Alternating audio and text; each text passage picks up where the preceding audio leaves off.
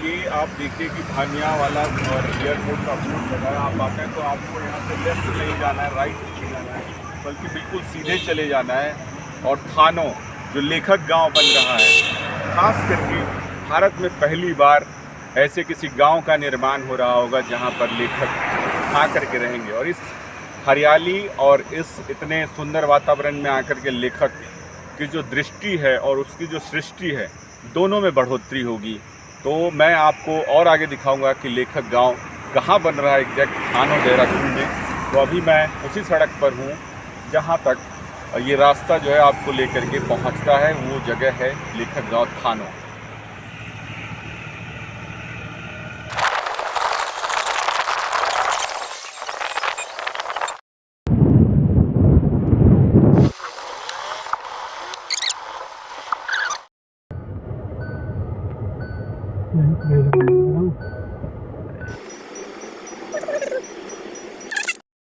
चलो चलो,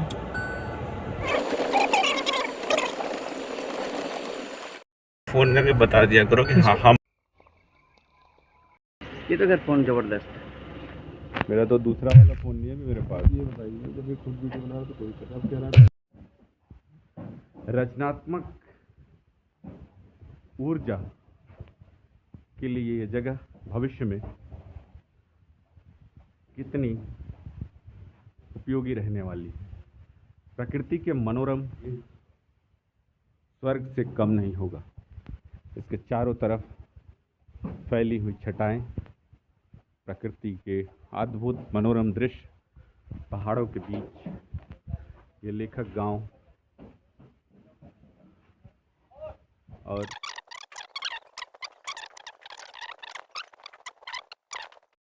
इस समय हम मौजूद हैं देहरादून के थानों में।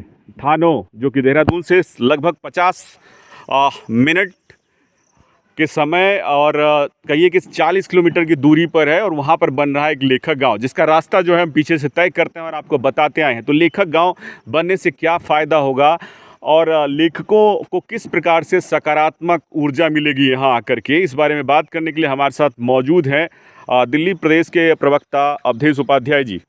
सबसे पहले उपाध्याय जी, हम आपसे जानना चाहें कि यहाँ आए आप तो एक अभी क्षणिक विजिट पे आए हैं और कहिए कि यहाँ कंस्ट्रक्शन का कार्य पूरा नहीं हो, मगर इसको देख करके कैसा महसूस हो रहा है आपको?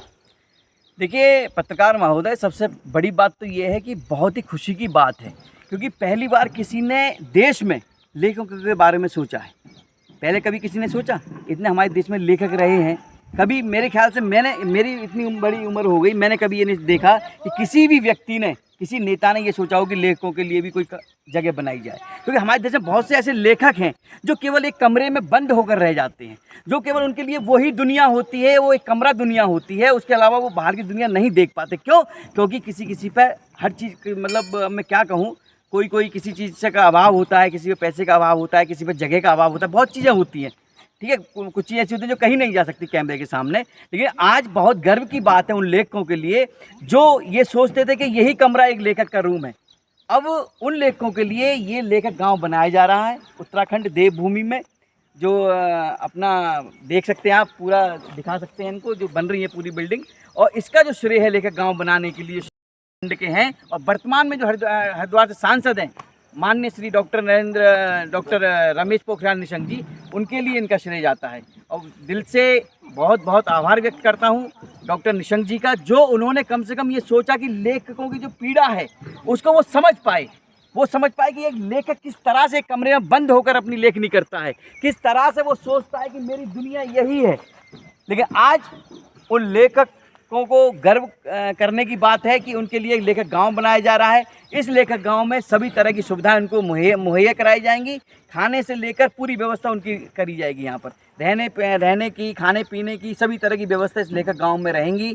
कोई भी लेखक, देश का कोई भी, किसी भी कोने से कोई भी लेखक यहाँ आ सकता है और अपनी इच्छा पूरी कर सकता है, लेख लिख सकता है, अपने मनचाही जो उनकी जो मन की जो बातें हैं वो यहाँ आकर लिख सकता है। ये यहाँ पर अपना मेन काम रहेगा। तो ये हमारे साथ बात कर रहे थे अवधेश उपाध्याय जी। और मैं एक बार आपको जो है अपने कैमरे के माध्यम से दिखा दूं कि किस तरीके से यहाँ पर कंस्ट्रक्शन का कार्य चल रहा है। और इस समय आप देखेंगे कि प्रकृति के वादियों के बीच, और जैसा कि अभी उपाध्याय महोदय जी कह रहे थे कि आप जो है यहाँ आएंगे तो कई तरह की कमियां होती है। आजकल शहरों में शोर शराबा बढ़ता जा रहा है, घरों में जो है कमरों की संख्या घटती जा रही है और दिलों में लोगों के बसने की जगहें भी घटती जा रही है। ऐसे में इस जगह आकर के लेखक जो है अपने मन की बात, अपनी पीड़ा, अपनी अभिव्यक्ति और अपने कलम से और अपने शब्दों से अपनी भावनाओं को आकार देने का काम कर सकता है। ये प्रकृति ऐसे सभी लेखकों के लिए स्वर्गगाह बनने वाला है, जहाँ पर आकर के अपनी रचनाएं जो हैं वो कर पाएंगे। तो इस समय जो है हम देख रहे थे कि यहाँ पर देहरादून थानों में, जो कि देहरादून से लगभग 30 से 35 किलोमीटर की दूरी पर स्थित ये जगह लेखकों के लिए आने वाले समय में उनके सृष्टि और दृष्टि के विकास की जगह बनेगा। और यहाँ देखेंगे कि प्रकृति के चारों तरफ अद्भुत नज़ारा है।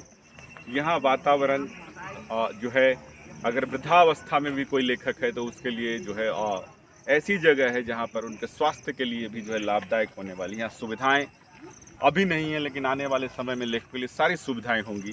तो लेखकीय जो रचनात्मक दृष्टि है और सृष्टि है, उसके विकास के लिए ही बहुत ही लाभप्रद जगह होगी भविष्य में। और रचनाकार यहाँ आकर अपनी सकारात्मक ऊर्जा और सकारात्मकता, जो रचनात्मक दृष्टि है, उसका विकास कर सकेंगे। मैं अनिरुद्ध कुमार सुधांशु, थान